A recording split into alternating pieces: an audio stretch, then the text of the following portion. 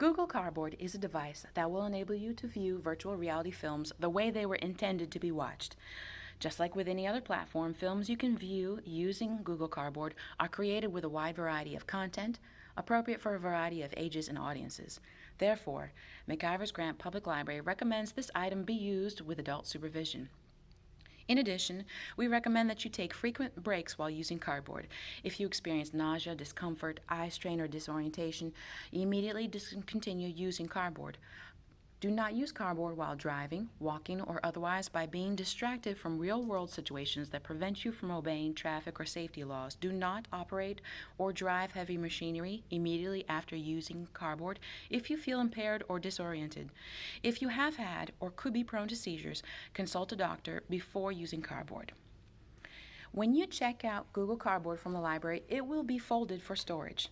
To unfold it and prepare for viewing, locate the top flap with a barcode and separate the flap's Velcro. Open this portion to discover two flaps hidden within. Unfold these flaps and rotate this portion up and away from the cardboard. Each of these flaps has a Velcro tab which will attach to the side of the Google Cardboard.